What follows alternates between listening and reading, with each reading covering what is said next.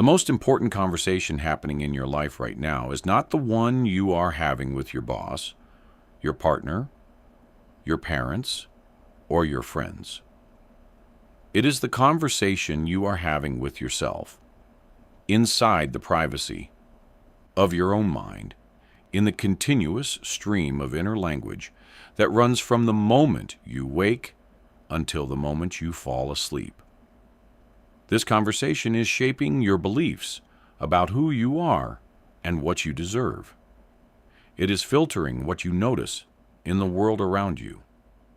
It is generating the emotional states from which every decision you make is colored. And it is programming your subconscious mind, moment by moment, with the specific content it will use to construct your future experience. Most people speak to themselves with the voice of their own harshest critic. The secret this audiobook reveals is what happens when you learn to speak to yourself with the voice of absolute certainty, absolute worthiness, and absolute creative authority instead. Every chapter ahead takes a different angle on the central practice this audiobook teaches. You will learn how inner language becomes subconscious programming and why this matters more than any external strategy you have ever applied. You will discover the specific qualities that make self-talk genuinely transformative, rather than simply pleasant. You will understand the relationship between the words you use internally and the identity you inhabit externally. And you will develop the complete daily practice through which the inner voice becomes your most powerful ally.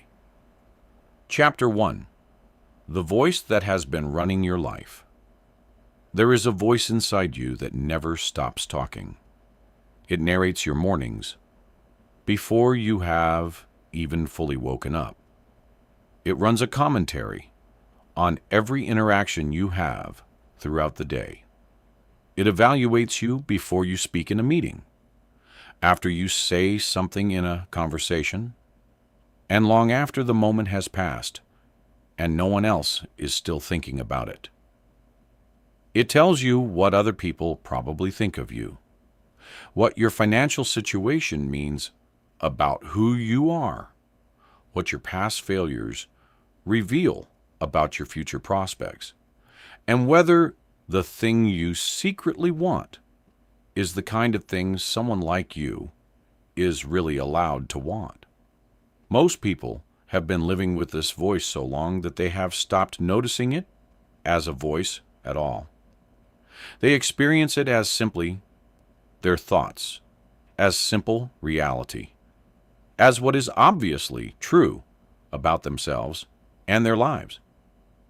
They do not recognize that it is a program, assembled from other people's words, running without their deliberate permission, and producing the specific quality of their experience with the same faithfulness and the same indifference to their preferences as any other automated system. The inner voice was not born with you.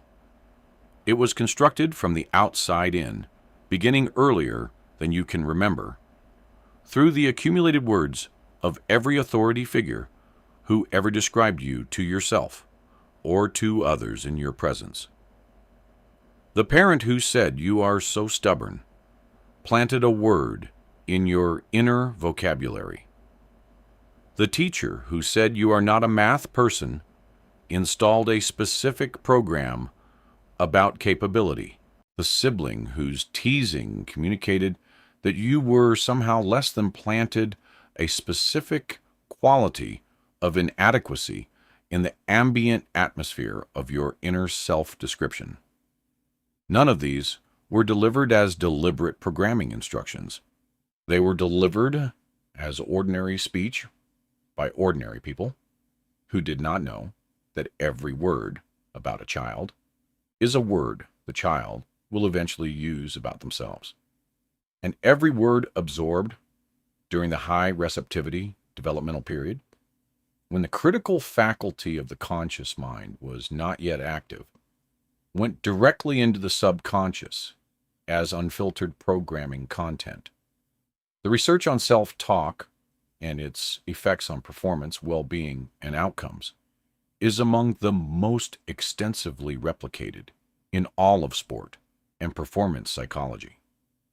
Studies consistently find that the quality and content of inner dialogue directly predicts the quality of performance across athletic, academic, creative, and professional domains, independent of objective capability level. The athlete who speaks to themselves with confidence and specificity during competition performs measurably better than the athlete with identical physical capability who speaks to themselves with doubt and self-criticism. The student who uses encouraging, possibility-oriented inner language during challenging academic work retains more, understands more deeply, and persists longer than the student with the same intelligence who uses diminishing inner language. The research does not suggest that positive self-talk alone produces competence. It demonstrates that inner language shapes the conditions under which competence expresses itself, either expanding or contracting the access to genuine capability that any given performance situation requires. The most direct way to understand the influence of the inner voice on daily experience is to conduct a simple, honest observation exercise across a single, ordinary day. The exercise requires nothing more than intermittent, non-judgmental attention to what the inner voice is actually saying, as opposed to, what you would prefer it to be saying, or what you assume it is probably saying. What does it say when you look in the mirror in the morning? What does it say when you check your bank balance? What does it say when you encounter someone more professionally successful than you, or more physically attractive, or apparently more at ease in social situations that you find stressful? What does it say when you make a mistake, when you are criticized, when a plan fails to produce the expected result? The honest answers to these questions reveal the specific program currently running in its actual current content, rather than in the idealized version that conscious self-assessment tends to produce. The voice that has been running your life is not your authentic self. This distinction is foundational to everything this audiobook teaches, and it needs to be genuinely absorbed rather than merely intellectually acknowledged. The authentic self is not the voice that criticizes, diminishes, compares unfavorably, generates chronic doubt, and narrates ongoing insufficiency. The authentic self is the awareness that is listening to the voice, the specific quality of consciousness that is present beneath and prior to the voice's content. The voice is a program. The awareness is the programmer. And the programmer, once genuinely recognized as distinct from the program it has been running, has the specific power to examine the program, to evaluate whether it is serving the genuine purposes of the person running it, and to begin the deliberate process of writing a different program more aligned with what the genuine self actually is and what the genuine self actually wants to create. Speaking to yourself like God, the specific practice this audiobook teaches, is not the practice of grandiosity or delusion. It is the practice of speaking to yourself with the specific qualities that divine speech carries in the theological and metaphysical traditions that have preserved this understanding. Absolute certainty about the speaker's own authority, absolute clarity about what is intended, and absolute absence of the doubt, the diminishment, and the chronic criticism that the inherited inner voice typically delivers. When God speaks in the Genesis account, things come into being. The word is not tentative. It is not followed by self-doubt about whether the thing commanded will actually materialize. It is not accompanied by extensive, self-critical commentary about past failures to manifest effectively. It is simply clear, certain, creative speech, and what it declares becomes real. This is the specific quality of inner speech this audiobook will teach you to develop and deploy in the ordinary moments of your ordinary life. The chapters ahead will build the understanding and the practice of this specific quality of inner speech from its foundations through its complete daily integration. The chapter on identity and language will show you why the specific words used for self-description are the most powerful available words in any vocabulary. The chapter on certainty will describe the specific quality of conviction that makes inner speech genuinely creative rather than simply pleasant. The chapter on the subconscious will explain precisely how inner language becomes the programming that generates future experience. And the chapters on daily practice and full integration will describe what the complete practice of God-quality inner speech looks like when it is fully embodied across an entire day of ordinary human living. The voice that has been running your life has produced the life you have been living. This is a statement that deserves both honest acknowledgement and genuine compassion. The voice was not chosen. The programs it delivered were not selected. The limitations it has been narrating were not accurate assessments, but inherited constructions, assembled from the unexamined words of other people who were themselves running inherited constructions. None of this is cause for blame, for self-pity, or for the kind of extended self-examination that keeps a person focused on the problem rather than engaged with the solution. It is simply the honest starting point. The voice that has been running your life can be genuinely changed. The voice that replaces it, developed with understanding and applied with consistency, will produce a genuinely different life. That is what this audiobook exists to make possible. Chapter 2: Identity, Language, and the Self. You are constantly creating. You are not a fixed thing. You are an ongoing process, and language is the primary medium through which that process continuously creates itself. The self is not something that exists independently of the words used to describe it, any more than a character in a story exists independently of the sentences written about them. The self is, in significant part, a narrative construction assembled from the specific language patterns used to describe who this person is, what this person is like, what this person is capable of, what this person deserves, and what this person can realistically expect from the world. This does not mean the self is unreal, or that it can be instantly and arbitrarily reconstructed simply by choosing different words. It means that the self is more genuinely available for deliberate revision than most people have ever been taught to believe, and that language is the most accessible and most continuously available tool available for that revision.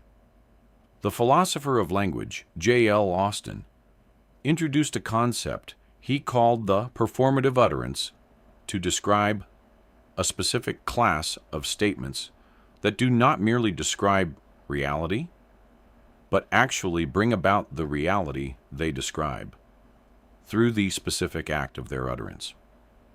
When a judge says, I sentence you to 5 years. The sentence is not a description of something already happening. It is the creation of the thing itself through the authority of the speaker and the formal power of the speech act. When two people say "I do" in a wedding ceremony, the marriage does not exist before the words are spoken. The words create it. Austin's insight about performative language, developed in an entirely different philosophical context, points toward something that this audiobook's tradition has always understood about the inner voice. That when the inner voice speaks with genuine authority, with genuine felt conviction, and with genuine consistency about who you are, it is not describing an already existing identity. It is performatively creating one. The specific language patterns most consequential for identity creation are the ones that use what linguists call the copula, the verb, to be in its identity-linking function. I am statements are the most powerful identity declarations available in the inner vocabulary because they directly specify the nature of the self at the level where the subconscious stores its most foundational programming. I am someone who struggles with money is not a simple factual report. It is an identity declaration that the subconscious receives as a specification for maintaining. I am someone who always finds a way through difficult situations is equally an identity declaration, received with the same neutrality and maintained with the same faithfulness by the subconscious, that is, the specific system responsible for organizing the person's perceptual, behavioral, and physiological patterns around making the stated identity continuously real. The research on what psychologist Carol Dweck calls the growth mindset versus the fixed mindset provides one of the most practically grounded scientific frameworks for understanding how identity language shapes life outcomes. Dweck's research, conducted across 3 decades and across multiple cultural and demographic contexts, found that the specific language people use to understand their own capabilities, either as fixed traits that cannot be changed or as developing capacities that grow through effort and learning, directly predicts their achievement, their persistence in the face of difficulty, their recovery from setbacks, and their long-term life outcomes across educational, professional, and personal domains. The fixed mindset language says I am not a creative person, installing creativity as an absent trait. The growth mindset language says I am developing my creative capacity through practice, installing creativity as a direction of movement. The outer difference in outcomes between people holding these two identity language frameworks is not modest. It is substantial, consistent, and measurable. The identity you currently inhabit was largely narrated into existence by the inner voice running the inherited programs described in the previous chapter. Most people have never directly examined their most fundamental identity declarations and asked whether they genuinely chose these descriptions of themselves or whether they absorbed them from the early environment without evaluation. I am not the kind of person who is naturally confident. I am someone who has always had a hard time with money. I am not as smart as people think. I am the kind of person who ends up in difficult relationships. Each of these declarations, held with the genuine felt quality of obvious self-knowledge, rather than as the specific adopted constructions they actually are, organizes the entire inner system around making them consistently true. The subconscious does not evaluate identity declarations. It maintains them.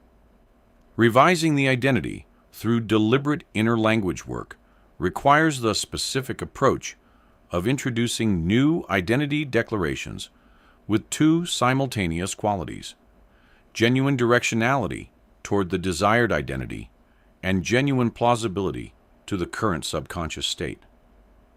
The new identity declaration that is too far from the established identity triggers what might be called the implausibility response, a specific quality of inner rejection in which the subconscious dismisses the new declaration as obviously false rather than receiving it as programming content deserving of genuine encoding.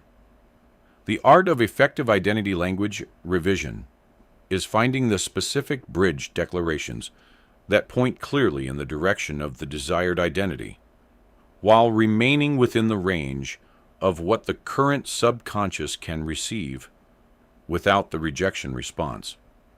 I am someone who is developing a genuinely different and more empowered relationship with money is a bridge declaration. I am a millionaire who effortlessly attracts wealth is not, for most people in most financial situations. The daily practice of deliberate identity language, conducted with the specific qualities this audiobook will describe in detail across subsequent chapters, produces a measurable and experientially distinct shift in what feels natural and what feels foreign about different qualities of experience over time. The person who has been consistently revising their identity language away from chronic insufficiency and toward genuine capability begins to notice, after sufficient time, that the experiences previously organized around insufficiency begin to feel progressively less like accurate descriptions of their fundamental nature, and progressively more like the expressions of old programs that no longer accurately describe who they are becoming. This shift in the felt quality of naturalness is the identity genuinely changing at the level where it actually lives, in the subconscious programming layer, rather than simply being covered by a more positive narrative, while the underlying program continues producing the old outputs. The self you are creating through inner language right now, in this moment, and in every subsequent moment of every ordinary day, is the self that will show up in your financial encounters, your professional interactions, your intimate relationships, and your relationship with your own creative capacity tomorrow, next month, and across the years ahead. This is not a dramatic claim requiring faith in extraordinary mechanisms. It is the ordinary, continuous, completely predictable operation of the system through which human identity is constructed and maintained. The only question available is whether the creation happening right now is guided by the deliberate, informed, genuinely chosen inner speech that this audiobook teaches, or whether it continues to be guided by the unexamined, inherited programs that have been doing the creating without your permission. That question is the specific question this audiobook was written to help you answer differently. Chapter 3. Certainty, the quality that makes words become reality. Not all inner speech produces equal effects. Two people can speak what appear to be identical inner declarations and produce dramatically different outcomes from them, not because the words differ, but because the quality beneath the words differs in the most consequential possible way. That quality is certainty. The inner declaration spoken from genuine, settled, embodied certainty is received by the subconscious as a specification for reality, rather than as a wish, a hope, or a performance of positivity. It reaches the subconscious programming layer with genuine depth of impression. It generates the specific physiological conditions of someone who genuinely knows, rather than someone who is trying to convince themselves, and it broadcasts the specific electromagnetic quality of absolute confidence into every interpersonal encounter, rather than the specific quality of performative confidence underlaid by genuine doubt that other people's nervous systems immediately detect, regardless of the surface presentation. Certainty is not simply a pleasant addition to inner speech. It is the mechanism through which inner speech achieves its most consequential effects. The quality of certainty described in this chapter is not the certainty of arrogance or the certainty of delusion. It is not the performed certainty of the person who is trying to appear confident, while genuinely feeling uncertain beneath the performance. It is what might be called deep certainty, a specific quality of settled, bodily, non-anxious knowing that does not require external confirmation to sustain itself because it does not arise from external evidence in the first place. It arises from a specific inner relationship with the authority of the self, a specific recognition that the inner creative power is real, functional, and available regardless of what the outer evidence at any given moment happens to suggest. This quality of certainty is what the theological concept of divine speech is pointing toward when it describes God speaking things into existence without the anxious qualifications of someone who is not entirely sure the thing will materialize as intended. The neuroscience of certainty provides a specific biological grounding for why this quality has such dramatically different effects on subconscious impression than its opposite. Certainty corresponds to a specific physiological state in which the nervous system is organized around the expectation of a known outcome rather than around the management of an uncertain one. This state produces measurably different neurochemistry, including lower cortisol, more stable dopamine, and greater prefrontal cortical engagement than the state of chronic uncertainty, which is organized around threat management and produces the corresponding neurochemical environment of chronic stress. The subconscious, which uses emotional intensity as its primary signal of importance for programming purposes, registers the certain inner declaration and the uncertain inner declaration very differently. The certain declaration, backed by the specific physiological coherence of genuine settled knowing, registers as high-priority programming content. The same words held with genuine uncertainty register as much lower priority content despite the identical semantic content. Developing genuine inner certainty, as opposed to performing it, requires understanding where genuine certainty actually comes from and what it is actually certain about. The mistake most people make when trying to develop more positive and more confident inner speech is attempting to generate certainty about specific outer outcomes before those outcomes have occurred.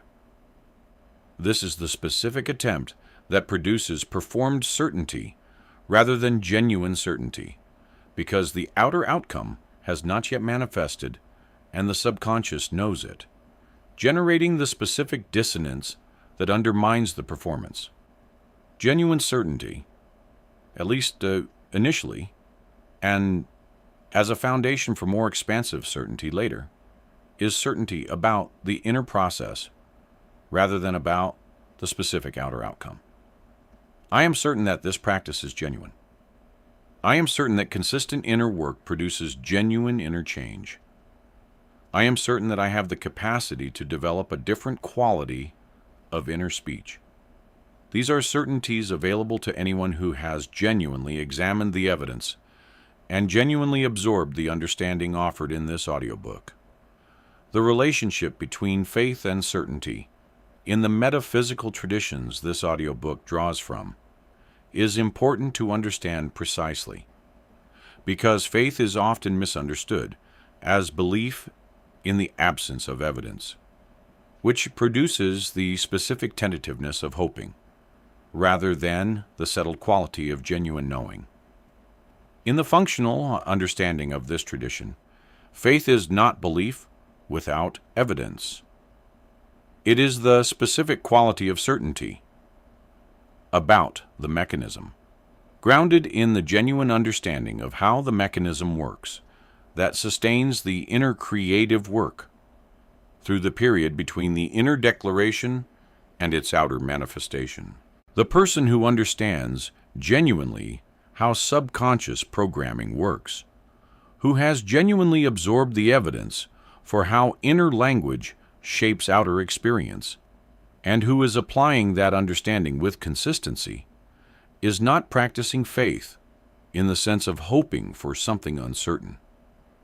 They are practicing certainty about a process whose operation they genuinely understand.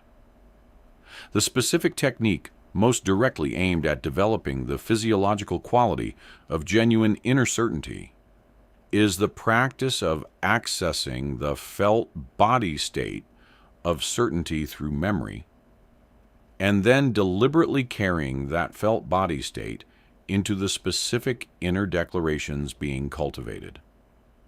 Everyone has genuine experiences of certainty somewhere in their memory, moments of knowing something completely, of being absolutely clear about something, of having no doubt about a specific fact or a specific capability.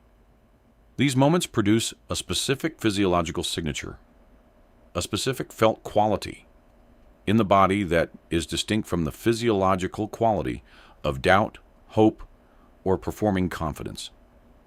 By deliberately recalling the genuine felt quality of certainty from a real past experience, and then introducing the desired inner declarations from within that recalled felt state, the declarations reach the subconscious with the physiological backing of genuine certainty rather than the physiological hollowness of performed certainty. The practice of speaking to yourself like God requires this quality of certainty as its primary defining feature. When the inner voice says, "I am someone who creates genuine financial abundance," it is not a statement of uncertainty held tentatively with fingers crossed. It is not a statement of performed confidence, spoken while the inner landscape remains organized around chronic financial doubt. It is the specific declaration of absolute creative authority, spoken from the specific physiological state of genuine settled knowing, in the specific tone of absolute confidence that does not need the outer circumstances to be already confirming the declaration in order to maintain itself. This is the quality of speech that creates, rather than describes. This is the quality of speech this audiobook teaches. And this is the quality of speech that, once genuinely developed through the specific practices described across the coming chapters, transforms the inner voice from the primary source of your limitation into the primary source of your genuine creative power. Genuine certainty, once cultivated through consistent practice, does not feel like an effort or a discipline.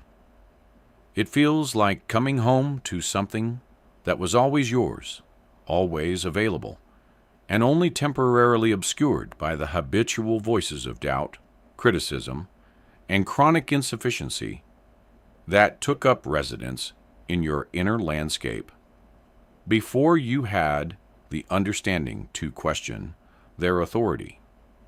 The person who has genuinely developed the quality of certainty in their inner speech reports not the experience of having succeeded at a difficult performance, but the experience of having remembered something fundamentally true about who they actually are and what they are actually capable of creating. That quality of recognition, of finally speaking from the inside rather than performing for the outside, is what talking to yourself like God genuinely feels like when it is genuinely achieved. Chapter 4. The Subconscious as Your Most Faithful Audience. Every word of your inner monologue has an audience that never sleeps, never doubts, never criticizes the content for reasonableness, and never fails to act on what it receives. That audience is your subconscious mind. The subconscious is the most faithful listener you will ever have, precisely because it does not evaluate what it hears. It does not fact-check your inner declarations against external evidence. It does not apply the kind of critical scrutiny that a skeptical friend might apply to the things you tell them about yourself.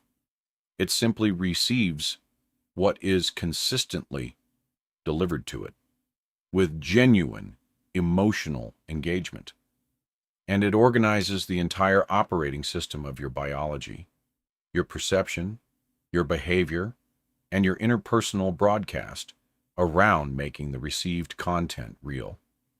This makes the subconscious simultaneously the most powerful ally available for genuine inner development and the most consequential factor in understanding why the inner voice, whatever it has been saying, has been producing the corresponding outer experience with such faithful consistency.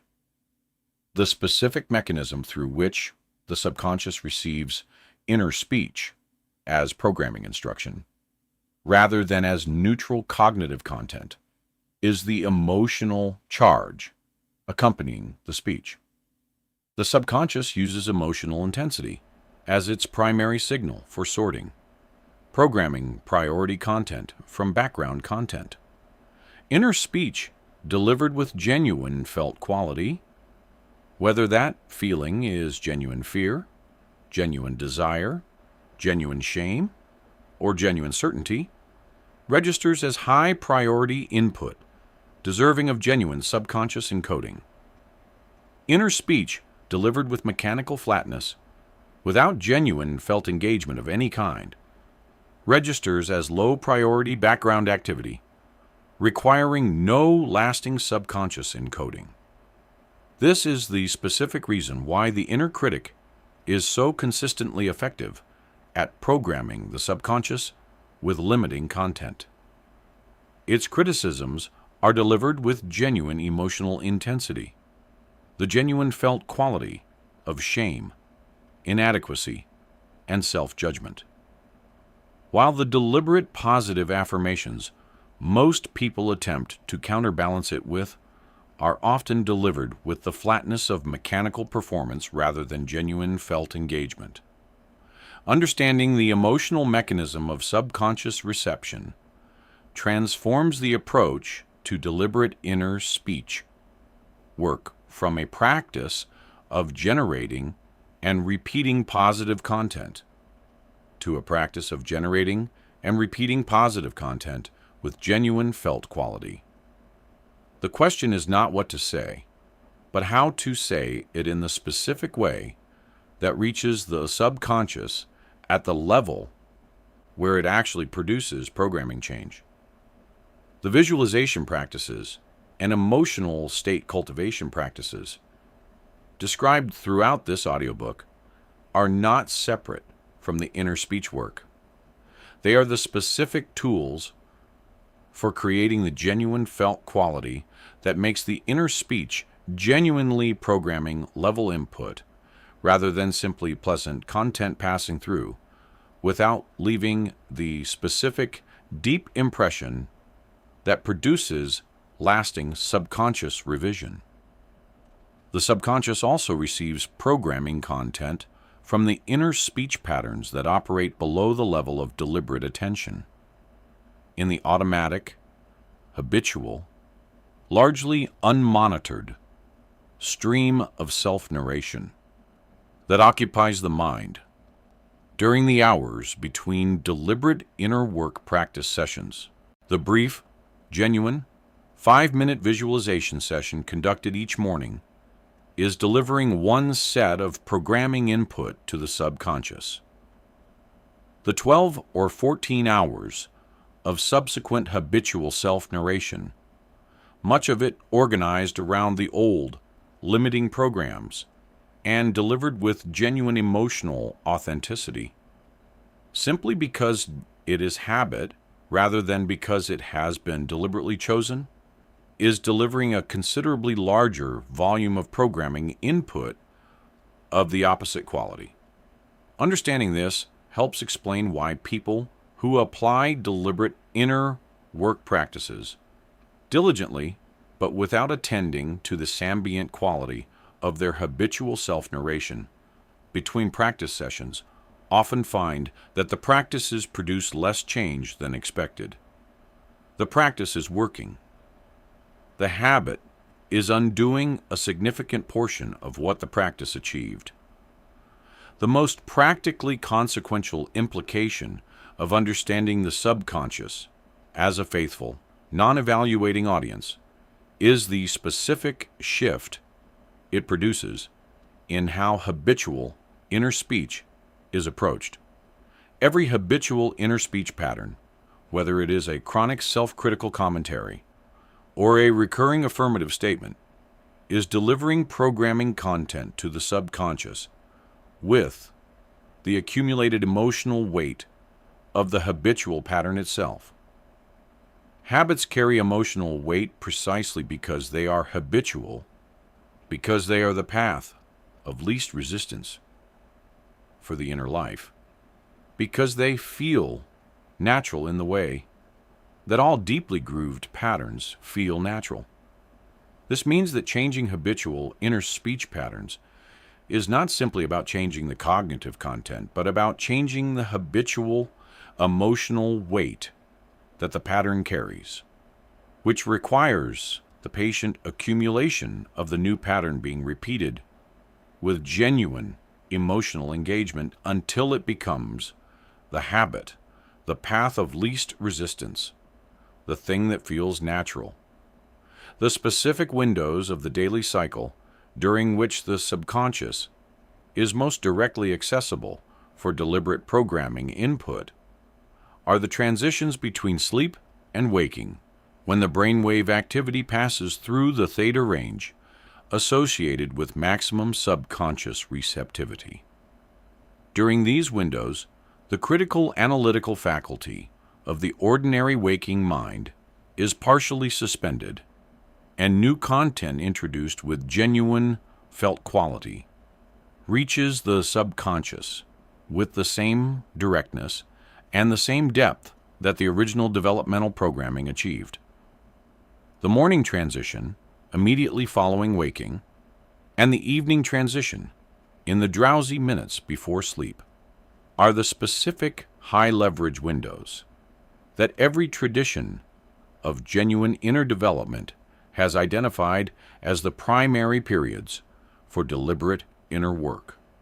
Using them specifically and deliberately, with the quality of inner speech described across this audiobook, is the most immediately accessible and the most consistently impactful upgrade available in any daily routine oriented toward genuine inner transformation.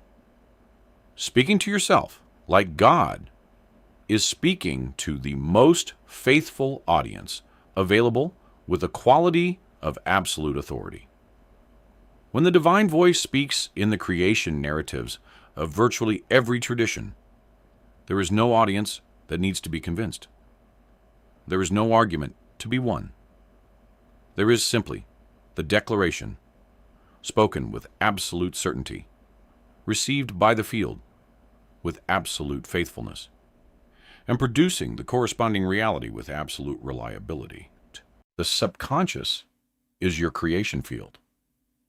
What you speak into it with genuine certainty and genuine consistency becomes the programming from which your experienced reality is continuously generated. Understanding this makes the quality of your inner speech not merely a psychological nicety, but the specific, foundational, primary creative act available in every human life.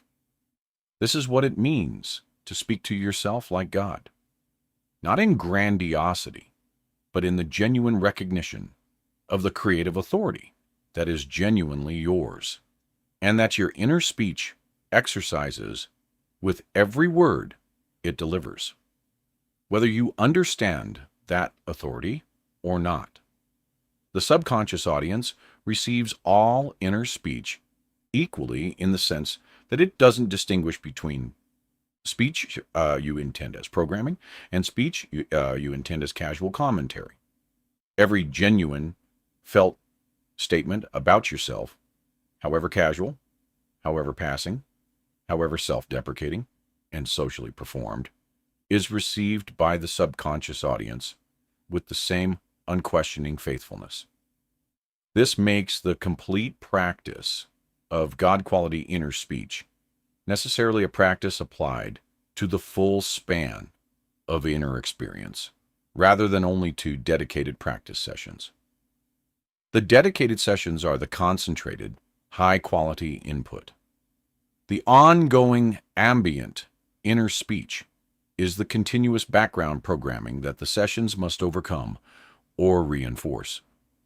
The complete practice, described in later chapters, integrates both dimensions into a coherent, sustainable, genuinely transformative daily relationship with the most faithful and the most powerful audience you will ever have. Chapter 5. Replacing the critic with the creator.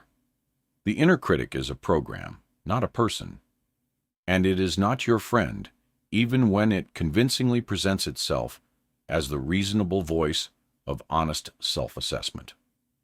The inner critic generates a continuous stream of evaluative commentary, organized primarily around inadequacy, comparison, error, and the chronic monitoring of what falls short of some imagined standard. It says you should have handled that better, said something smarter, looked more confident, worked harder, earned more, been further along by now.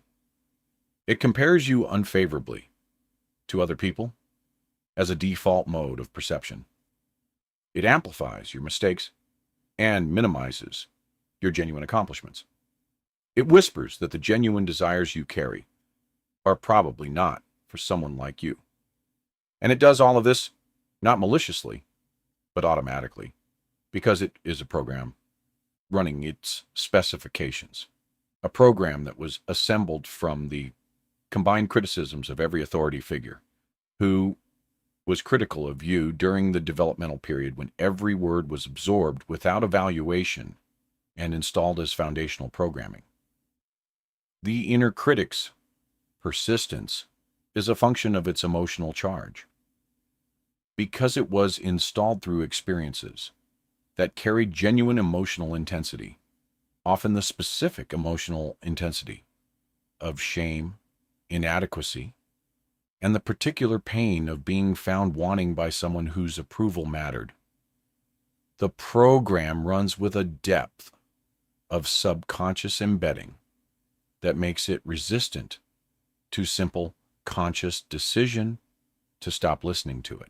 The person who simply decides to stop being self-critical typically finds that the decision lasts until the next encounter with a genuinely challenging situation, at which point the old program reasserts itself with the familiar authority of something that has been running for decades without significant interruption. The inner critic is not overcome through decision alone. It is gradually displaced through the specific process of consistently building a different program with enough emotional weight and enough repetition to compete genuinely with the depth of the established program. The inner creator is the specific program this audiobook is building as the replacement for the inner critic. The inner creator does not evaluate your current circumstances against an imagined standard of how things should already be. It evaluates your current circumstances against the direction of where things are genuinely heading. It does not catalog errors as evidence of fundamental inadequacy. It catalogs errors as information useful for refinement of the ongoing creative process. It does not compare you unfavorably to other people who seem further along. It recognizes each person's creative process as entirely distinct, operating on entirely distinct timelines, from entirely distinct starting points toward entirely distinct destinations. The inner creator is not a cheerleader that pretends everything is already perfect. It is the specific inner voice of someone who knows they are in the middle of an ongoing, real, consequential creative process, and who speaks from within that knowing rather than from the contracted, defensive position of someone under perpetual internal judgment. The practical technique of replacing the critic with the creator in real time, in the actual moments, when the critical program arises automatically during ordinary daily experience, is one of the most important practical skills developed across this audiobook. The technique is not suppression of the critical voice, which is both energetically costly and ultimately ineffective, because suppression keeps the suppressed content in focus through the mechanism of the suppression effort itself. The technique is the specific practice of noticing when the critical program has activated, acknowledging its activation without judgment, and then deliberately choosing and delivering a creator voice alternative in the same moment. Not arguing with the critic, which keeps both programs simultaneously active. Not performing an opposite that lacks genuine felt quality. Simply noticing and then choosing the creator voice with the specific felt quality that gives it genuine subconscious programming impact. The creator voice has specific qualities that distinguish it from both the critic and from the flat, emotionally disengaged positive thinking that most people attempt as a substitute for genuine inner development. The creator voice is specific rather than vague. It speaks about particular qualities, particular capacities, particular directions of movement, rather than generic positivity without content. It is present tense rather than future tense. It describes what is genuinely true or genuinely in motion now, rather than projecting what might become true in some undetermined future. It is genuinely felt rather than mechanically stated. It carries the specific bodily quality of someone who actually means what they are saying, rather than the performance quality of someone reading lines from a script that they are not sure they believe, and it is authoritative rather than tentative. It speaks with the specific quality of someone who doesn't require permission to be who they are claiming to be. The shift from the inner critic to the inner creator does not happen in a single moment of decision or a single inspired session of deliberate inner work. It happens through the patient accumulation of thousands of small moments in which the creator voice is chosen over the critic voice with genuine felt quality, until the creator voice becomes the habitual, automatic, default inner response, and the critic voice becomes the occasional, recognizable, easily redirected exception rather than the persistent, dominant, seemingly inevitable default that it currently is for most people.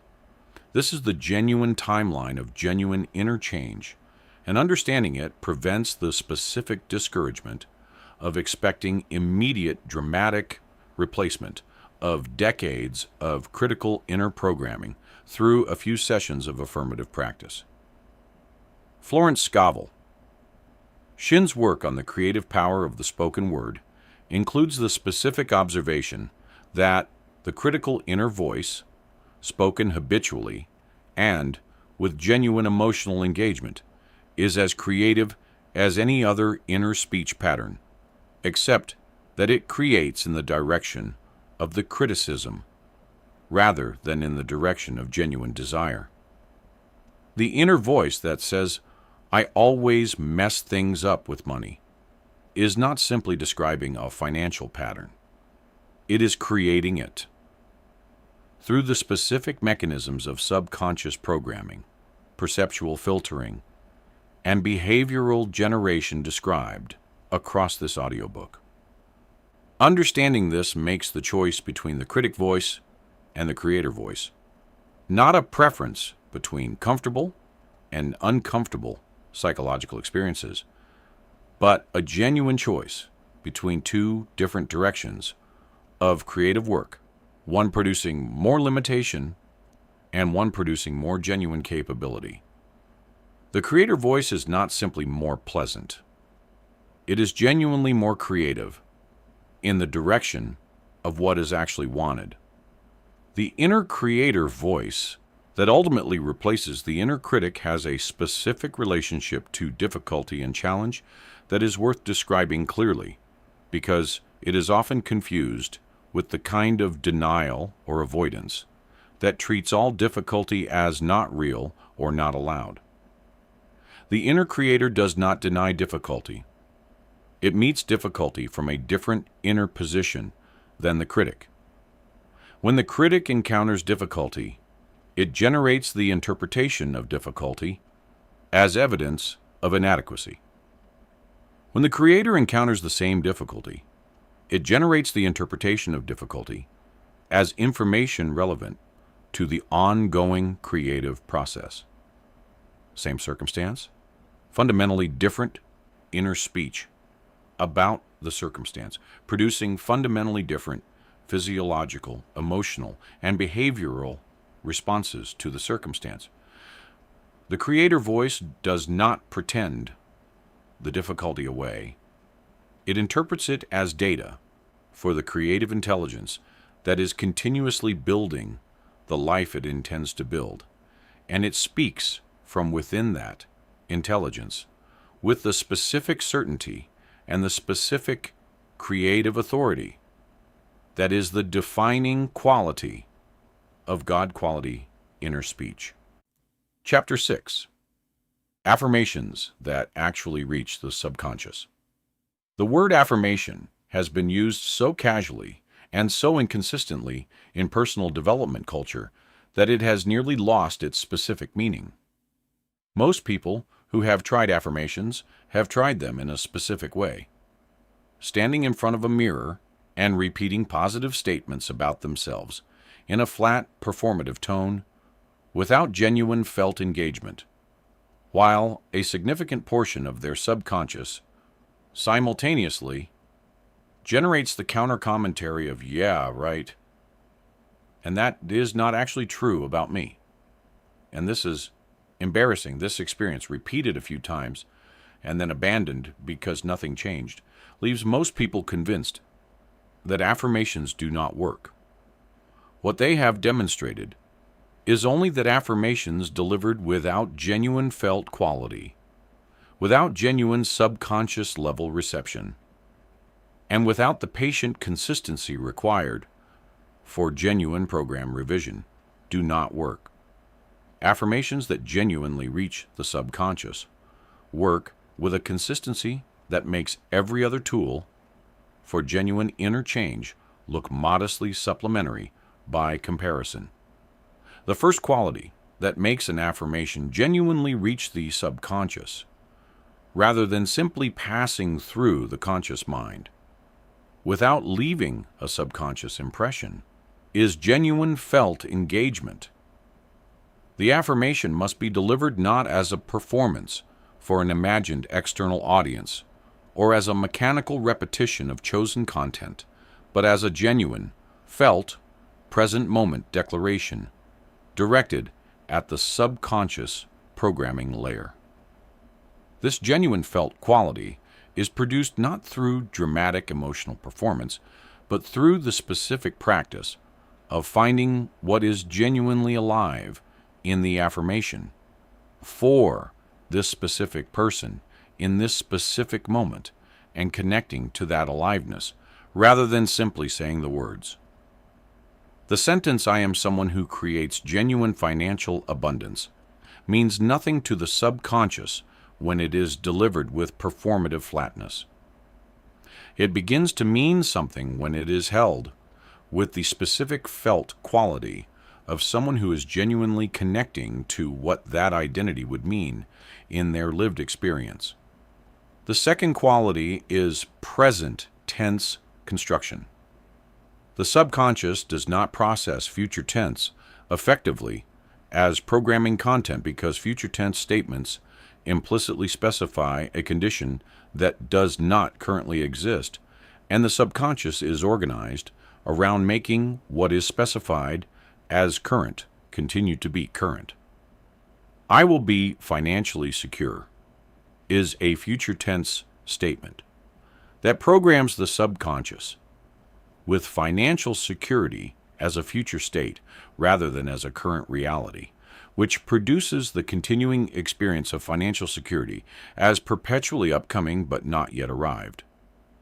"I am someone for whom genuine financial security is simply how life works" is a present tense identity declaration that programs the subconscious with financial security as the current normal, which produces correspondingly different organizing activity across the perceptual, behavioral, and physiological systems that constitute the subconscious's actual operational territory. The third quality is genuine plausibility. The affirmation must be formulated at a level of ambition that the current subconscious state can receive as plausible programming content, rather than rejecting as obviously false. This is not an argument for small ambitions or for limiting the scope of inner work to modest increments. It is a specific understanding of how subconscious reception works. The program that is too far from the established program triggers an implausibility response in which the subconscious dismisses the new content rather than receiving it. The specific art of effective affirmation formulation is finding the declaration that is maximally ambitious while remaining within the range of genuine subconscious receptivity. Often this involves bridge formulations that describe direction and process rather than arrived state. I am developing a powerful and authentic relationship with genuine financial ease rather than the arrived state declaration that the current subconscious will resist. The fourth quality, perhaps the most important and the most consistently overlooked, is the timing of delivery within the natural brainwave cycle of the daily routine. The affirmation delivered during the analytically active hours of ordinary waking consciousness, when the brain is operating in the beta brainwave range, must overcome the analytical overlay of the conscious mind before it can reach the subconscious programming layer. The analytical mind compares the affirmation to the current evidence, finds the gap between the affirmation and the established reality, and generates the specific counter-commentary that undermines the genuine subconscious reception of the affirmation content. The same affirmation delivered during the morning transition from sleep, when the brain is passing through the theta range of maximum subconscious receptivity, bypasses the analytical overlay, and reaches the subconscious with the directness that produces genuine programming impression. The timing difference is not minor. It is the specific difference between an affirmation that genuinely reaches the subconscious and one that does not. The fifth quality of genuinely effective affirmation is consistency applied across genuinely sufficient time. The subconscious program that has been running for decades will not be displaced by a week of affirmation practice. However genuine the felt quality, and however optimal the timing. Genuine subconscious reprogramming requires the patient accumulation of new programming impressions across weeks, months, and sometimes years of consistent practice, because the depth of the original program corresponds to the years of consistent repetition through which it was installed. The person who practices affirmation with genuine felt quality in the high receptivity windows, with consistent present tense plausible content, across several months of daily commitment, without demanding immediate dramatic outer results, is doing the work that produces the genuine subconscious program revision that eventually generates genuinely different outer experience. The specific construction of a personal affirmation set tailored to the specific inner work most relevant to the specific domains of life most ready for genuine change is more effective than the generic affirmation lists available in popular personal development resources. Generic affirmations are written for everyone, and therefore connect to no one with the specific felt quality that genuine subconscious reception requires. The most effective affirmations are the ones that the person writing them feels something genuine about, that connect to something real and important in their actual experience, that address the specific limiting programs most active in the domains most currently affecting their quality of life. Taking the time to identify these specifically, to formulate them in genuinely present tense, genuinely plausible, genuinely felt language, and then to deliver them in the high receptivity windows with the specific quality of God quality inner certainty, is the specific investment that produces the genuine subconscious change from which genuine life change emerges. The relationship between affirmation and the complete practice of God quality inner speech is that affirmation is the concentrated, deliberate, focused version of the same quality of speech that the complete practice extends into the full texture of daily inner life. The affirmation session is the dedicated training. The complete daily practice is the applied expression of what the training develops. And the specific quality cultivated in both the training and the application is the same: genuine felt certainty, genuine present tense identity declaration, genuine subconscious directed delivery, and genuine creative authority over the inner world from which the outer world continuously and faithfully emerges. Chapter 7. The emotional body and the resonance of inner speech. Words carry energy. This statement is treated as a metaphor when it deserves to be treated as a literal description of something physically real. The specific words chosen for inner speech do not simply convey cognitive content to a neutral receiving system. They activate specific emotional states in the body, and those emotional states produce specific physiological conditions, specific neurochemical environments, and specific electromagnetic patterns in the heart's field that together constitute the energetic substrate from which outer experience is continuously generated.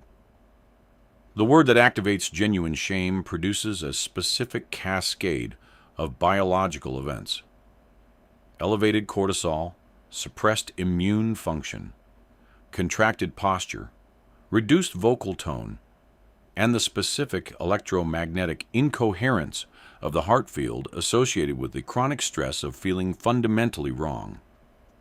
The word that activates genuine confidence produces an entirely different cascade.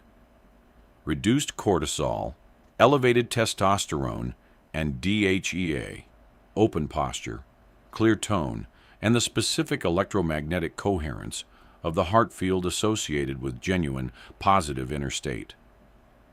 Inner speech does not operate on the mind alone.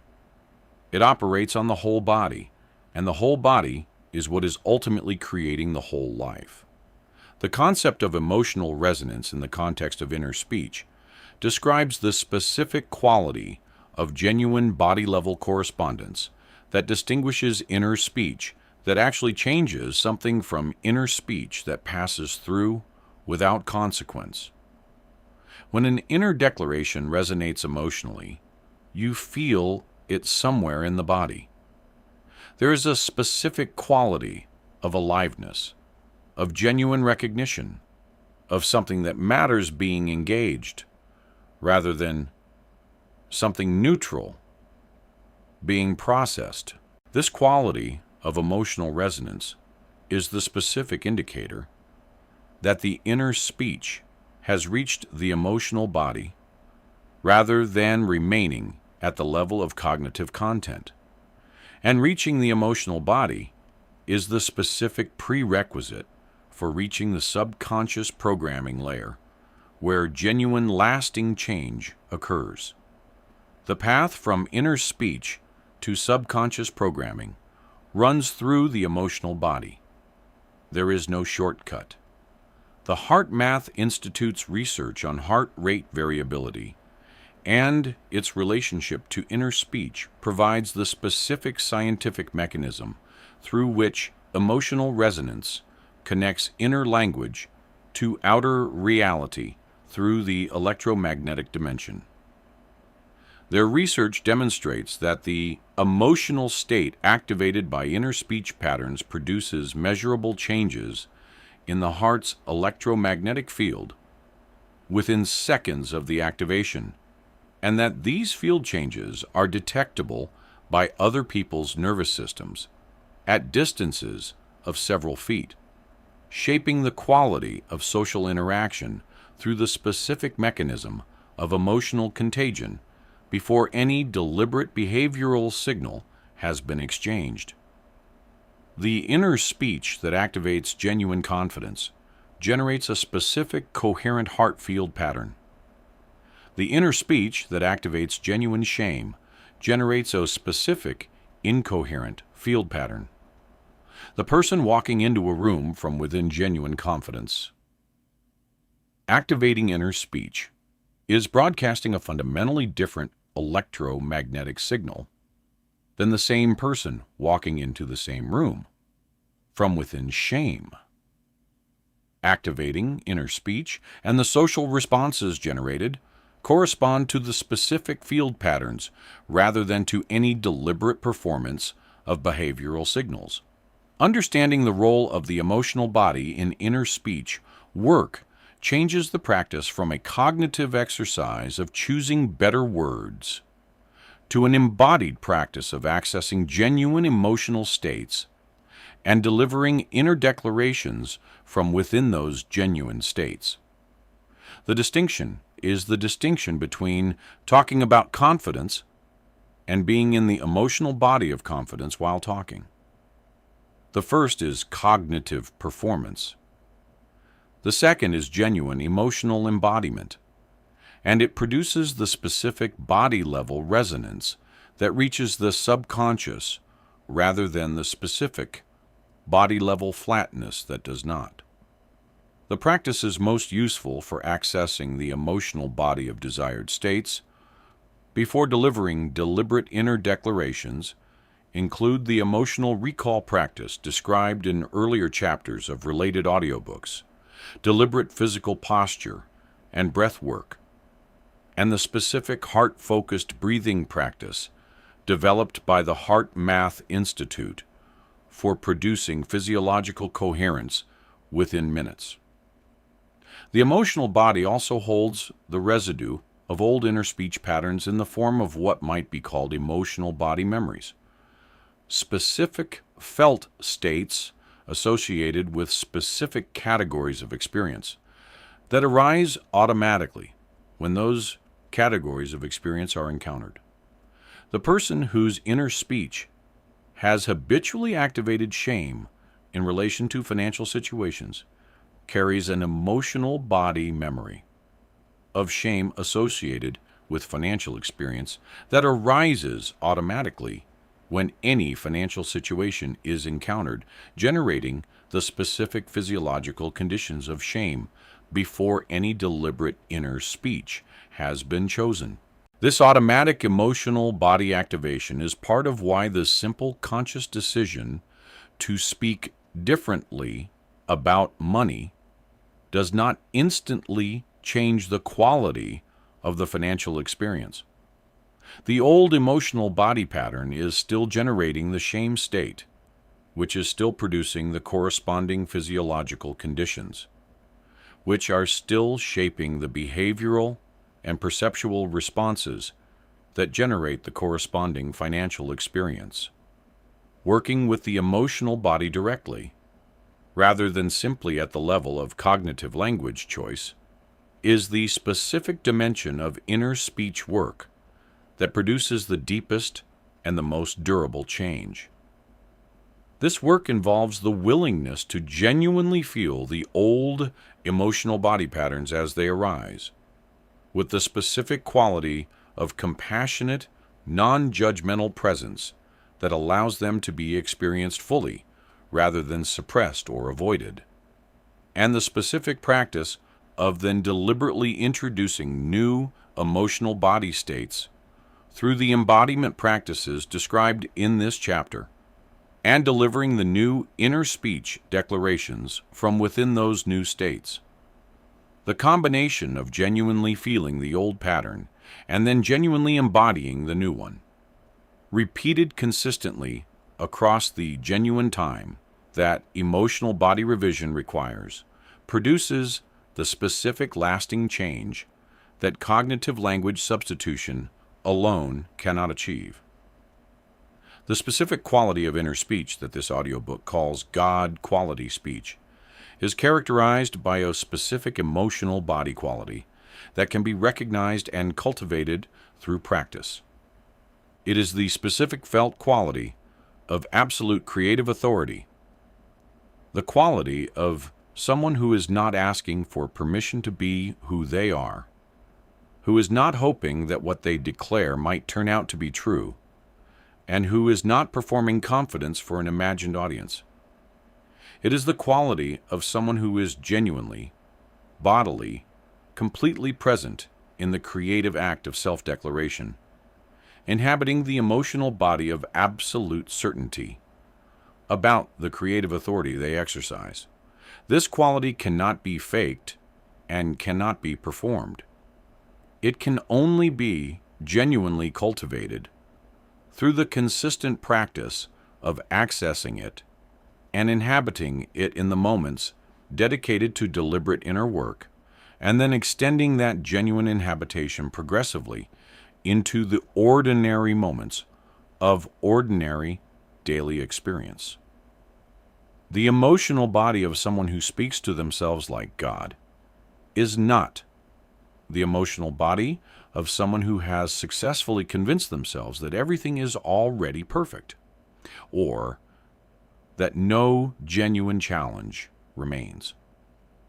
It is the emotional body of someone who knows that they are the creator of their experience, who has genuinely internalized that knowing at the level of the body rather than merely the level of the mind, and who meets every circumstance from within that knowing rather than from the contracted, critical, comparison-organized position of someone who is still waiting for external confirmation that they are who they are and that their creative authority is real. This quality of inner embodiment is what transforms inner speech from pleasant cognitive content into the specific creative force that this entire audiobook has been describing since its first words. Chapter 8. The Law of Assumption and What You Tell Yourself is True. You are never simply observing your life. You are assuming your way through it, continuously, and largely unconsciously, with a specific set of assumptions about what things mean, what you are capable of, what the world is prepared to offer you, and what kind of life someone with your particular history and your particular identity can realistically expect to live. These assumptions are not conclusions reached through careful evaluation of available evidence and then held tentatively pending further evidence. They are the specific, deeply ingrained, often entirely unconscious background commitments that organize perception, behavior, and interpretation before deliberate conscious evaluation can even begin. They feel like simple perceptions of reality, rather than like the specific adopted frameworks they actually are, which is precisely what makes them so influential and so resistant to revision through the simple decision to see things differently. Neville Goddard's formulation of what he called the law of assumption states that whatever you assume to be true about yourself and about the world tends to become true in your experience through the specific mechanisms of subconscious programming, perceptual filtering, and behavioral expression described throughout this audiobook. The law does not claim that assumptions change physical reality directly. It claims that assumptions change the experienced reality of the person holding them so thoroughly through all the mechanisms described in this and related chapters, that the experienced reality corresponds consistently to the dominant assumptions rather than to some objective, assumption-independent external reality. Because the experienced reality is what we navigate, what we respond to, what we make decisions within, and what we build our ongoing life from, the assumptions governing the experienced reality are the most practically consequential factors in determining the trajectory and the quality of any human life. The specific inner speech practice relevant to the law of assumption is the practice of deliberately adopting and then consistently maintaining specific assumptions about yourself and your life that correspond to the desired quality of experience rather than to the current quality of experience. This is the specific practice that Goddard described as changing your assumptions, and it is the inner speech dimension of the complete inner development work this audiobook teaches. When you consistently speak to yourself from within the assumption that you are the kind of person for whom genuine financial abundance is simply normal, you are not pretending that your current financial reality is different from what it is. You are adopting a specific assumption about your identity that, maintained consistently through the inner speech practices described across this audiobook, will gradually reorganize the subconscious programs governing the perceptual, behavioral, and interpersonal systems in ways that produce a progressively more corresponding outer financial reality. The resistance that arises when genuinely attempting to adopt assumptions that contradict current experience is the most direct available feedback about the depth of the contrary assumption currently established. When the assumption, "I am someone for whom genuine financial abundance is simply normal encounters," immediate inner counter-commentary of that is not actually true, you are meeting the established assumption, which feels like truth because it has been the operating assumption for long enough to feel like simply accurate self-knowledge. The counter-commentary is the old assumption defending its territory, which is exactly what established programs do when encountering content that would displace them. This counter-commentary is not evidence that the new assumption is false. It is evidence that the old assumption is established deeply enough to generate the specific resistance that genuine revision requires genuine patience and genuine consistency to overcome. The technique most directly effective for overcoming the resistance of established counter-assumptions while building new ones is the technique of gradual assumption escalation, rather than the technique of dramatic assumption replacement. Gradual assumption escalation begins with the assumption that is furthest in the desired direction while still remaining within the range of genuine plausibility for the current subconscious state. As that assumption becomes established through consistent practice across sufficient time, the next step is possible. Adopting a slightly more ambitious assumption that is now within plausibility range, because the previous assumption has shifted the baseline. This progressive escalation, patient and consistent and never demanding immediate dramatic outer confirmation, gradually builds the specific assumption architecture that generates the specifically desired outer experience through the mechanisms the law of assumption describes. The inner speech of God-quality self-talk is at its most fundamental level the practice of the most expansive assumptions about the self that genuine embodied certainty can sustain. Not the most expansive assumptions conceivable in the abstract, which would trigger the implausibility response. The most expansive assumptions that can be genuinely inhabited with the specific felt quality of real knowing rather than hopeful wishing. These assumptions, consistently maintained through the inner speech practices of this audiobook across the genuine time, that genuine assumption revision requires, do not simply change how you feel about your circumstances.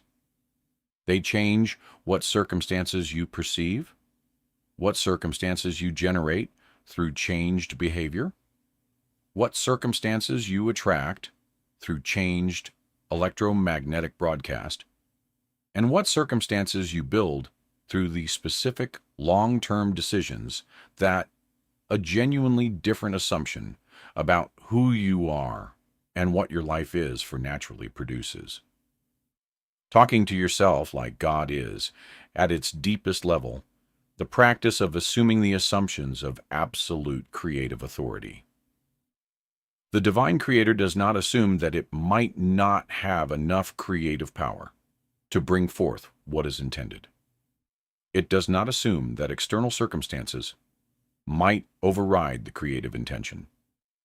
It assumes, as its most foundational operating premise, that the creative authority is real, complete, and adequate for whatever is genuinely intended. This is the specific assumption that God-quality self-talk is building through consistent practice. The assumption of genuine creative authority over the quality of the inner world, and through the inner world's governance of all the mechanisms described in this audiobook, over the corresponding quality of the outer experience.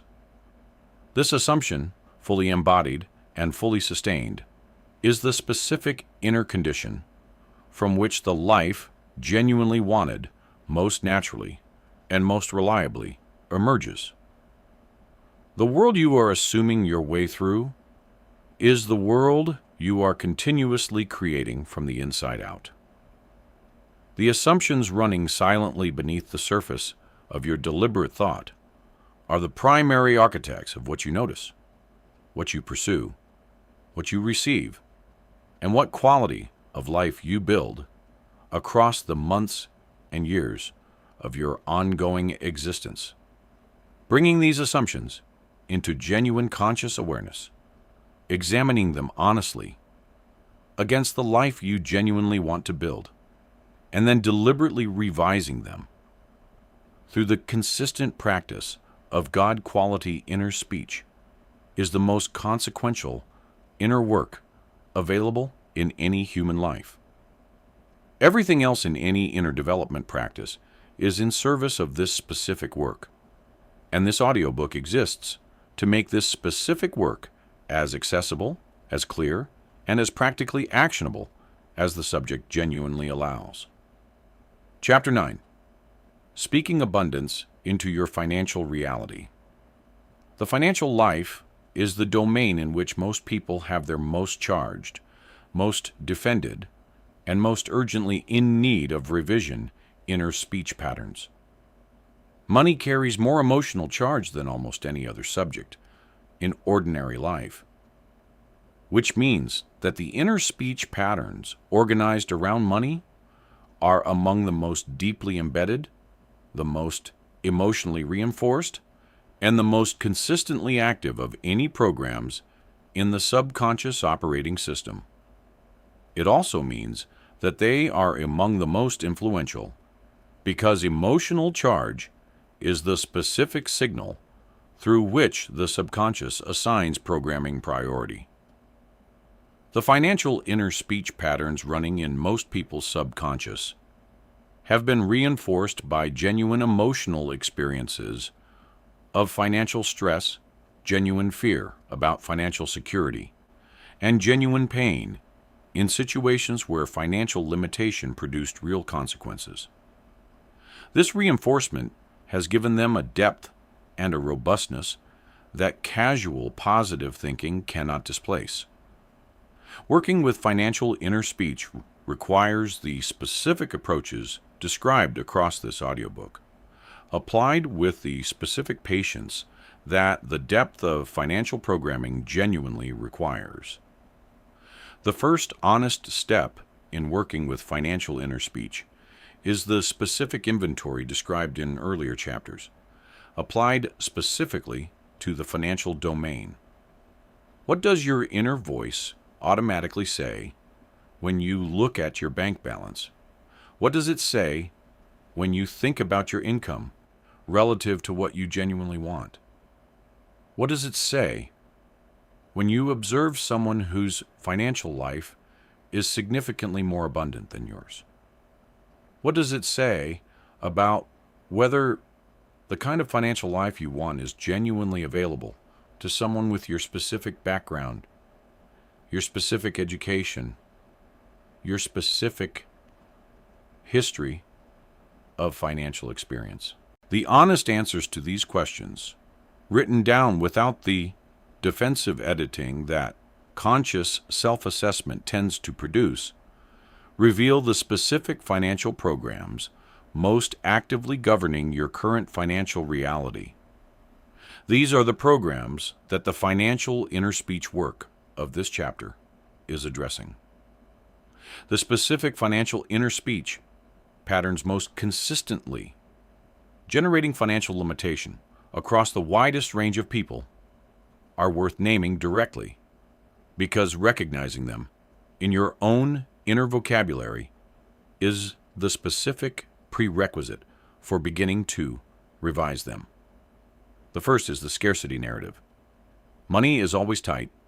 There is never quite enough. Financial ease is for other kinds of people. Financial security requires constant anxiety-driven vigilance.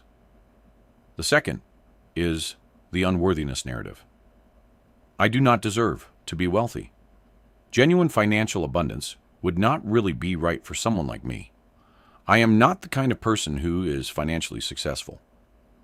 The third is the complexity narrative. Money is complicated, and I am not good with complicated things. Financial success requires abilities I do not have. The financial world is organized against people like me. Each of these is a program, assembled from specific experiences and specific words absorbed during the developmental period and reinforced by the subsequent emotional weight of the experiences they generated. Each of them can be genuinely revised through the specific inner speech practices this audiobook teaches. The specific financial inner speech that this chapter teaches is organized around the specific assumption of genuine financial abundance as the natural condition of this person's financial life rather than as an exceptional achievement requiring extraordinary effort. Speaking from within this assumption sounds different from speaking about financial prosperity as a desired future state. It sounds like I am someone for whom genuine financial clarity, genuine financial skill, and genuine financial ease are simply how my financial life works, rather than I hope to be financially secure someday. The difference is not simply grammatical. It is the difference between addressing the subconscious with a future tense wish and addressing it with a present tense identity specification. The subconscious organizes around identity specifications. It cannot organize around future tense wishes with the same reliability or the same depth. The practice of gratitude in the financial domain, conducted with genuine specificity rather than with vague, generic thankfulness, is among the most immediately accessible and most consistently impactful tools available for beginning to shift financial inner speech toward the abundance assumption. Genuine financial gratitude means finding specific, real, currently present instances of genuine financial good in the current situation and holding them with genuine felt appreciation rather than noting them mechanically.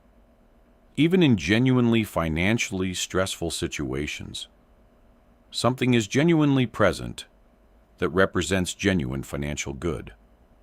The meal that was available, the housing that exists, the specific resource that the current income does provide.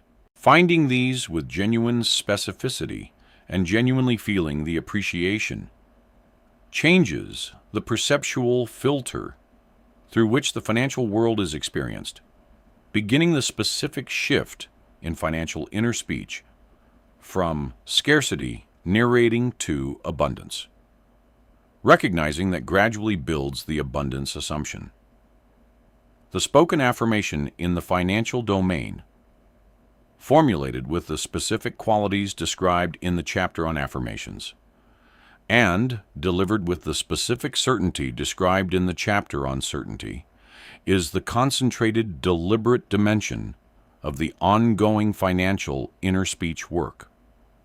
The specific financial affirmation, set most effective for any individual, is the one formulated from their honest inventory, addressing their specific dominant financial programs with the specific bridge declarations that are maximally directional while remaining within genuine subconscious receptivity.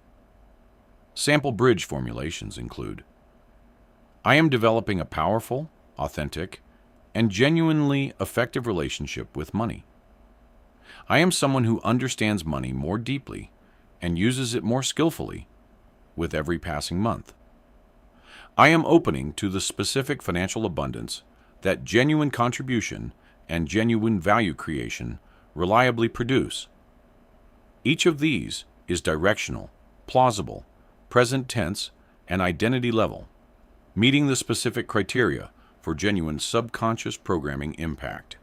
The behavioral dimension of speaking abundance into financial reality is the specific ways in which the changed financial inner speech gradually produces changed financial behavior through the mechanism of the behavioral channel, described in the Law of Attraction chapter.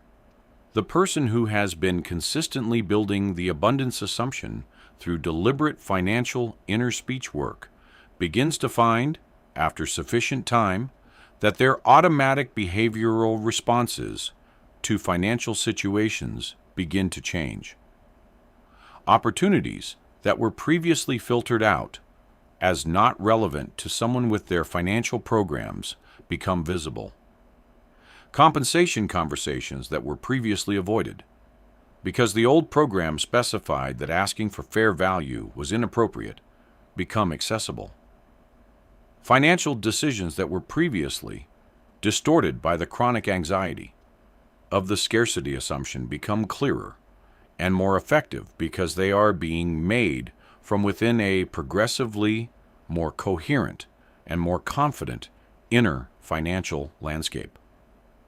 The speech is changing the inner landscape. The inner landscape is changing the behavior. The behavior is changing the outer financial result. The complete practice of speaking abundance into financial reality integrates the dedicated practice sessions of deliberate financial affirmation with the ongoing ambient quality of financial inner speech across the full span of daily financial experience. Every time you notice the old scarcity narrative beginning to run and choose a more abundance-oriented alternative instead, with whatever genuine felt quality is accessible in that moment, you are contributing one more iteration toward the genuine revision of the financial program. Every time you bring genuine felt gratitude to a specific instance of current financial good, however modest, you are contributing one more strengthening of the abundance recognition filter. And every time you speak to yourself about your financial life with the specific quality of genuine certainty and genuine creative authority, you are adding one more session of the God quality self-talk that accumulated consistently across the genuine time that genuine financial program revision requires, eventually produces the genuinely different financial life that the revised program genuinely specifies. Chapter 10. Self-talk and the relationships you create. Every relationship you have ever experienced began in your inner life before it manifested in your outer one. Not in the sense that you visualized the specific person who eventually appeared, but in the deeper and more consequential sense that the specific quality of relationship you have been available to receive, the specific quality of connection you have been available to offer, and the specific relational dynamics you have consistently generated across different partners in different social contexts were all organized around the specific inner speech patterns governing your relational self-concept. What you tell yourself about who you are in relationship, about what you deserve from other people, about what genuine intimacy safely allows you to offer and what it safely allows you to receive, and about what kind of relational experience is realistically available to someone with your specific history and your specific identity, is the primary architect of the relational life you have been living. Changing the relational life permanently requires changing the relational inner speech patterns that have been generating it. The relational self-concept, the specific sense of who you are in the context of intimate connection, was assembled from the specific quality of early relational experience in ways that produced deeply embedded inner speech patterns about relational safety, relational worthiness, and relational availability. The person who grew up in an environment where connection was consistently available, consistently warm, and consistently reliable, assembled an inner speech of genuine relational security. I am someone who receives genuine care naturally. Connection is the normal background of my relational life. Genuine intimacy is safe and available. The person who grew up in an environment where connection was inconsistent, conditional, or genuinely unavailable assembled a different inner speech. Genuine connection is uncertain and probably temporary. I need to manage my relational expectations carefully.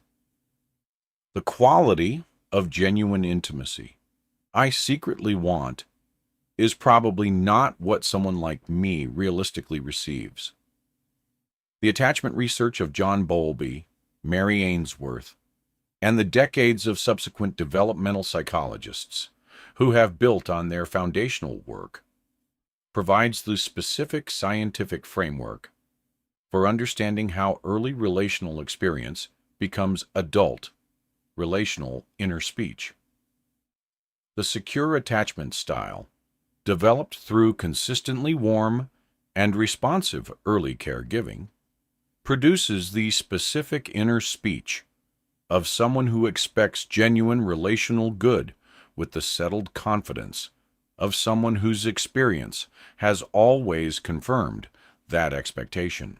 The insecure attachment styles, developed through inconsistent, unavailable, or threatening early caregiving, produce the specific inner speech of someone who expects relational disappointment with the same settled quality, as if the expectation were simply accurate self-knowledge rather than the specific adopted construction of the developmental period.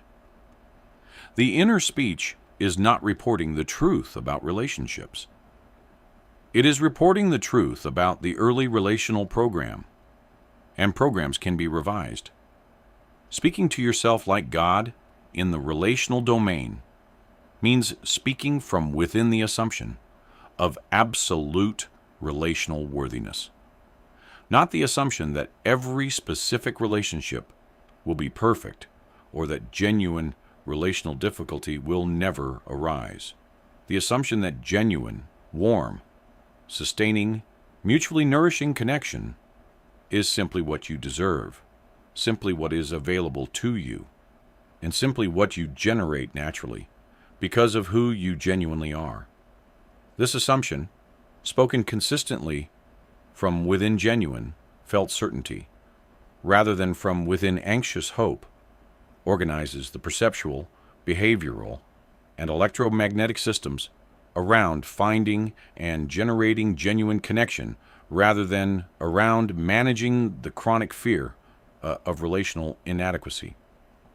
Other people's nervous systems receive the electromagnetic broadcast of this assumption and respond to it with corresponding openness, rather than the specific guardedness that the fear-organized inner speech broadcasts.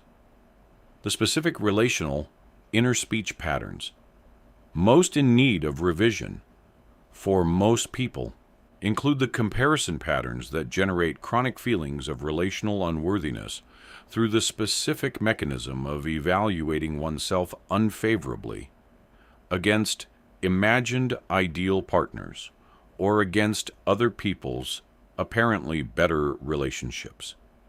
I am not as interesting as the kind of person who deserves this quality of connection.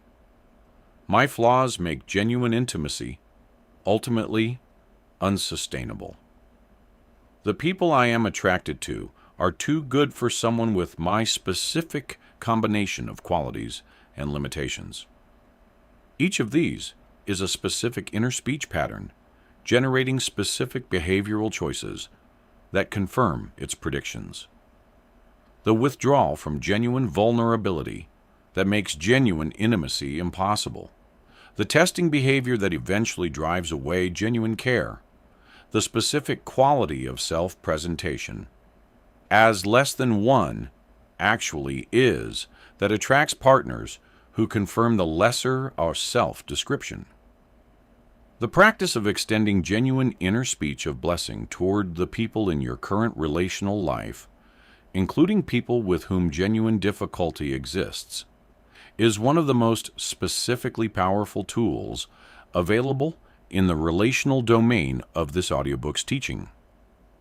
Genuine blessing, in the specific inner speech sense, is the deliberate inner declaration of genuine good wishes for the other person's genuine well-being, from a genuine felt state of care, rather than from the contracted state of judgment or resentment.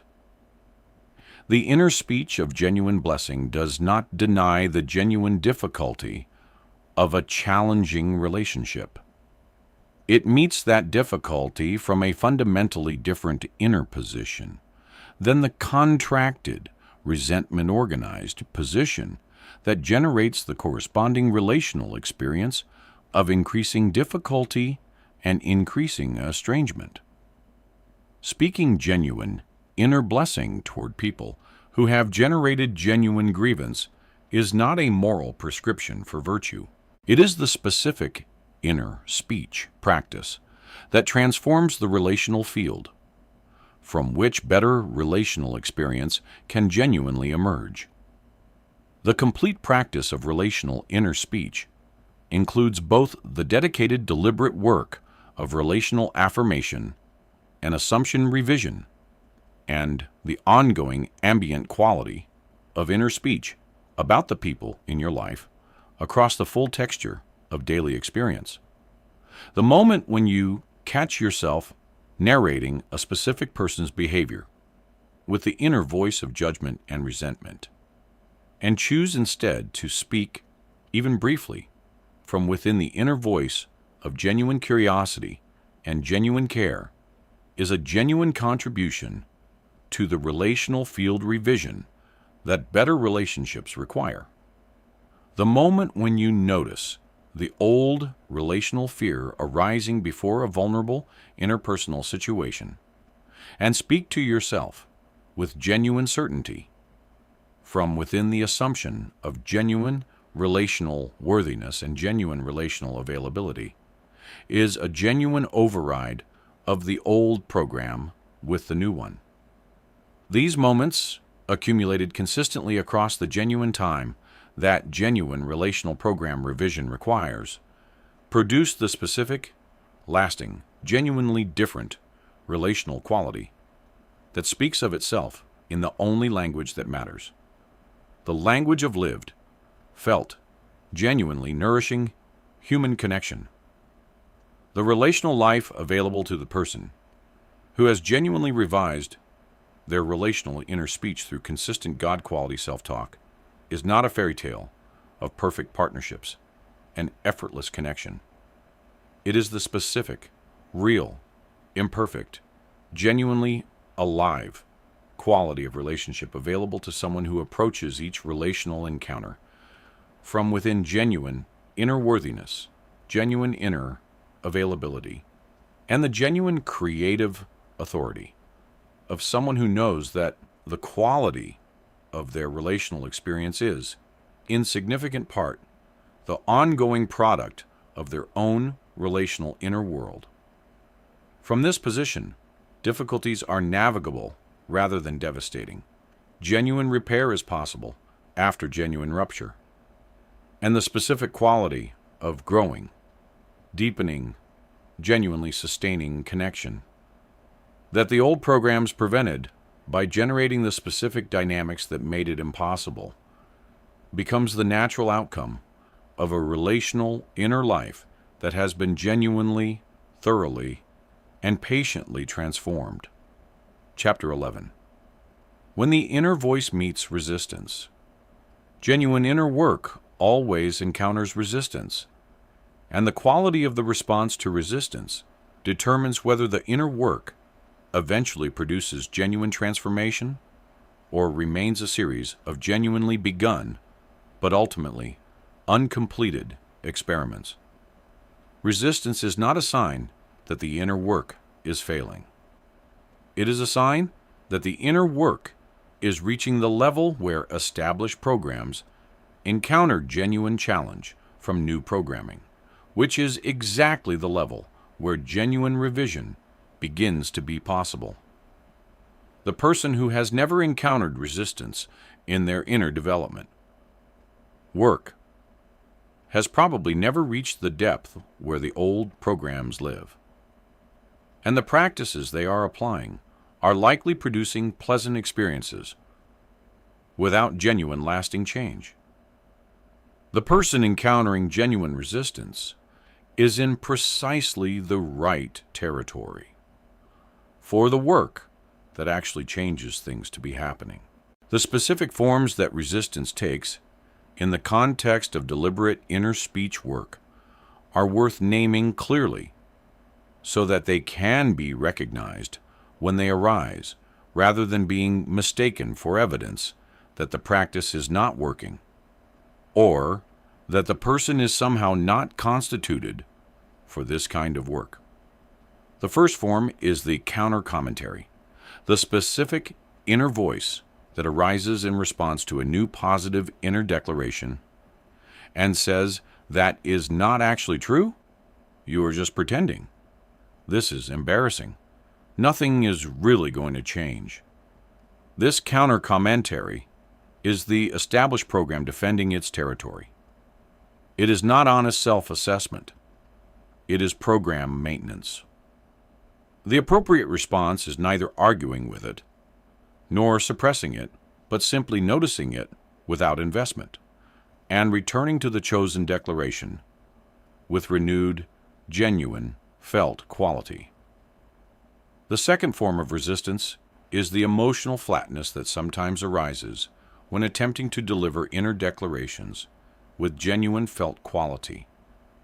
The specific inability to feel anything real about the content being chosen.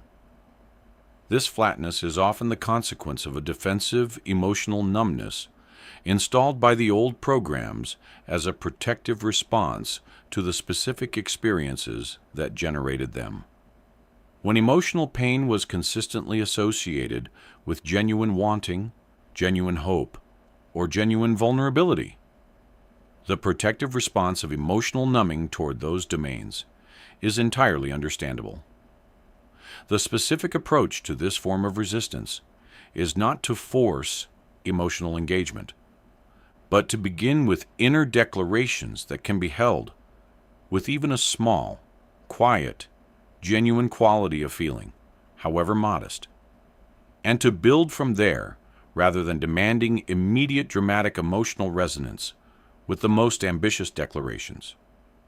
The third form of resistance is the specific behavioral pull toward old patterns that arises when the new inner speech program begins to produce new behavioral impulses that conflict with deeply established behavioral habits. The person who has been consistently building the inner speech of genuine relational worthiness begins to experience the specific impulse to be genuinely vulnerable in situations where the old program specified defensive withdrawal. The impulse is new. The behavioral pattern of withdrawal is old and deeply grooved. The specific moment when the new impulse and the old behavioral pattern are in genuine conflict is the specific moment that most directly determines whether the inner work is producing genuine outer change or remaining entirely internal. Choosing the new behavior in that moment, even once, even imperfectly, is the specific outer expression of genuine inner change that begins to build the behavioral evidence. The subconscious needs to treat the new program as genuinely operational. The fourth form of resistance is the specific discouragement of the plateau, the extended period during which consistent, genuine inner work appears to be producing no visible outer change. The plateau is among the most reliably occurring and most practically important features of genuine inner transformation, and understanding it as a normal and necessary feature of the process rather than as evidence of failure is the specific understanding that allows genuine continuation through it. Genuine subconscious program revision takes genuine time. The program being revised has years or decades of consistent reinforcement behind it. The new program has weeks or months of practice behind it.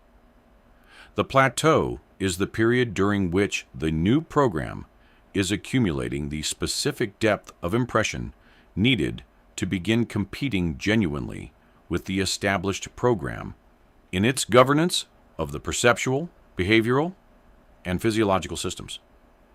The work is happening. The outer evidence is delayed.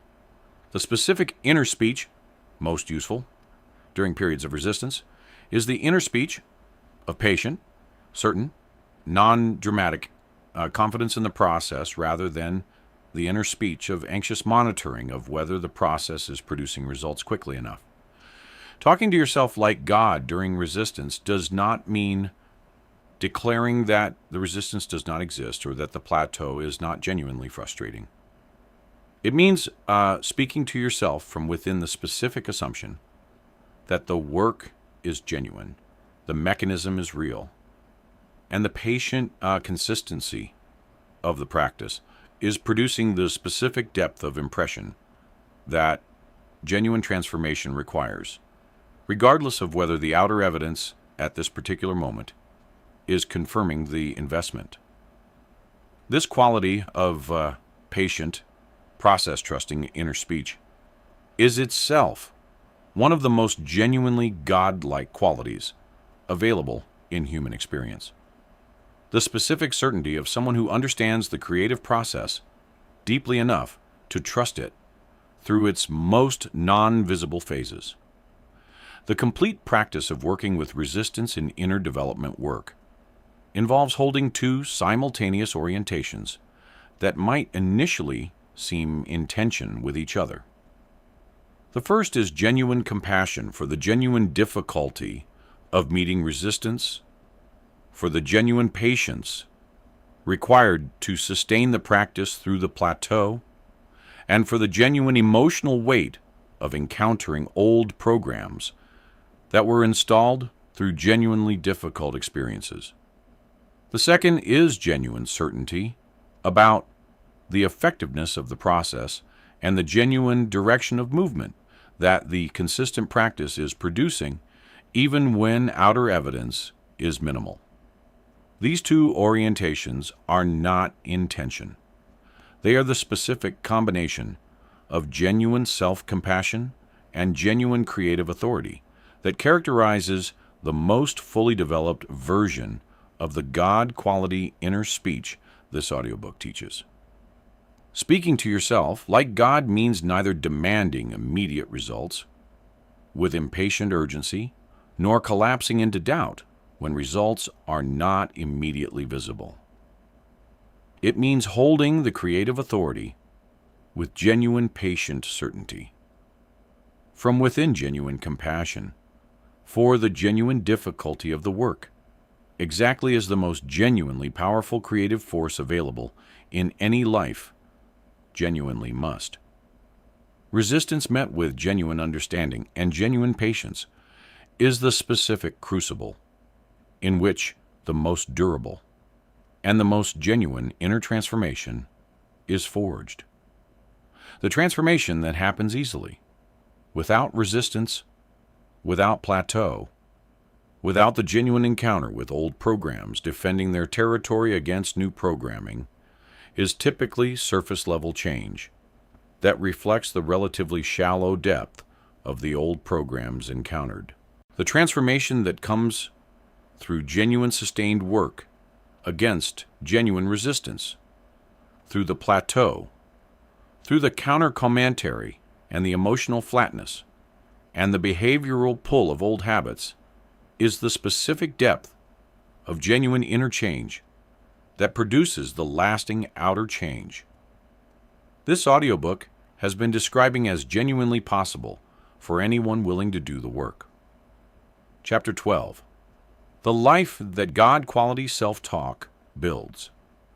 There is a version of your life that has always been possible from the resources genuinely available to you, from the genuine intelligence you possess, from the genuine capability you carry, and from the genuine creative power that the consistent practice of God quality self-talk unlocks and expresses. This version has not been unavailable because of your circumstances. Those circumstances have played their role. It has not been unavailable because of your history, though your history shaped the programs that made it temporarily less accessible. It has been unavailable primarily because the inner voice running your life has been speaking in the vocabulary of inherited limitation rather than in the vocabulary of genuine creative authority, And the inner voice running your life is the primary architect of what your life builds toward and what it builds away from across the months and the years of your ongoing existence. The life that God quality self-talk builds is not a fantasy life exempt from genuine difficulty. It is the specific, real, imperfect, genuinely alive life available to someone who has learned to speak to themselves from within genuine creative authority, rather than from within inherited limitation. The financial dimension of the life that God quality self-talk builds looks different in its quality from the outside than from the inside. From the outside, what is most visible are the specific outer outcomes. The income that reflects genuine capability, the financial decisions that reflect genuine clarity rather than chronic anxiety, the financial relationships that reflect genuine worthiness rather than apologetic underselling. From the inside, what is most distinctively different is the specific quality of the inner financial landscape itself, the absence of the chronic low-grade financial anxiety that characterizes most people's financial experience, the specific quality of genuine ease with which financial situations are encountered and navigated, and the specific sense of genuine alignment between the inner financial identity and the outer financial reality, rather than the specific chronic gap between what is wanted and what seems available to someone like you. The outer results are the visible evidence. The inner quality is the actual transformation. The relational dimension of the life built by God quality self-talk carries its own specific quality that is immediately recognizable in the relationships of people who have done genuine inner speech work across sufficient time. The relationships are characterized by a specific quality of genuine mutuality rather than the anxious asymmetry of someone who is investing more than they believe they deserve to receive. They are characterized by genuine vulnerability rather than the defensive presentation of someone who has learned to manage intimacy carefully to prevent the specific disappointments their old relational program predicted. They are characterized by genuine repair capacity when genuine difficulty arises, because the specific quality of inner security generated by God quality relational self-talk makes the specific vulnerability required for genuine repair available rather than impossible. And they are characterized by genuine nourishment rather than the chronic relational depletion of someone whose inner speech has been telling them that the kind of connection they genuinely need is not for someone like them. The professional dimension of the life built by God quality self-talk is where some of the most dramatically visible outer changes tend to appear, because professional achievement is so directly organized around the specific quality of the inner speech governing professional self-concept. The person who has genuinely revised their professional inner speech from chronic comparison-based inadequacy toward genuine creative authority begins to find that professional opportunities they previously filtered out as not relevant to someone of their capability level become visible and accessible. Compensation conversations that previously felt presumptuous become natural. Professional relationships with people at levels previously experienced as above their station become genuinely mutual rather than experienced as relationships with someone who is tolerating their presence.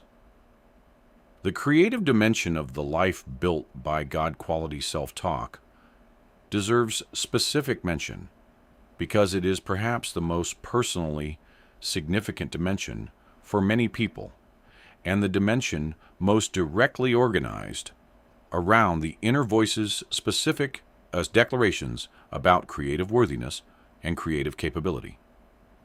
Their inner critic's most reliable target is creative work, because creative work requires genuine vulnerability to judgment and genuine exposure of the authentic self in a form that other people can respond to.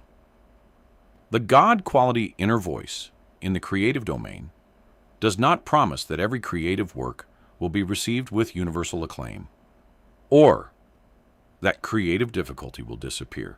It speaks from within the genuine certainty that the creative expression genuinely matters, that the specific perspective genuinely adds something to the world that would be missing without it, and that the inevitable criticism and inevitable difficulty are simply features of the creative process, rather than verdicts on the fundamental worth of the creative person or their work.